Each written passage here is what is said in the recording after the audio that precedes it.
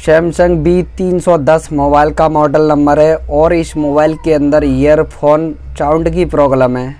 मतलब ईयरफोन लगाने पर ईयरफोन शो करा रहा है लेकिन ईयरफोन के अंदर साउंड नहीं आ रहा है।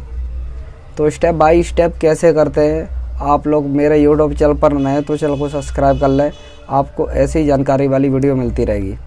देखिए, पहला स्टेप आपको क्या करना होगा कि आपको यहाँ पर देखिए ध्यान से देखना होगा। आपको इसकी जो कॉइल है, देखिए यहाँ पर आपको चेक करना होगा। ये वाली कॉइल, ये वाली और एक इसकी जो लाइन है वो इस वाले जो स्पीकर है, ये स्पीकर की लाइन होती है नीचे साइड की।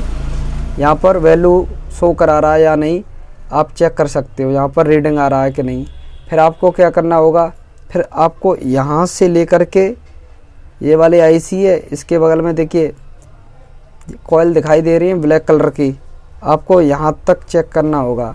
अगर आपकी यहाँ पे और यहाँ पर भी आपका साउंड बीप मार रहा है शॉर्ट करने पर, लाइन से लाइन मिलने पर, तो आपको फिर क्या करना होगा। ये वाली आईसी दिखाई दे रही है आपको, ये ऑडियो आईसी है। फिर आपको ऑडियो आईसी को रिप्लेसमेंट कर देना होगा, चेंज कर देना होगा।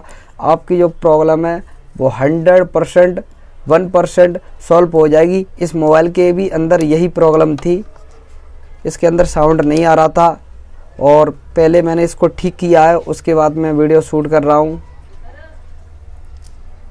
और पहले देखिए आईसी इसकी ये वाली थी, देखिए ये मैंने किसी दूसरे बोर्ड से निकाली हुई आईसी है। देखिए यही वाली ब्लैक वाली आईसी दिखाई दे रही है, देखिए। और ये देखिए ये दोनों सेम ही आईसी हैं, लेकिन इस आईसी के अंदर एक प्रॉब्लम थी, ये आईसी टूट रही थी। देखिए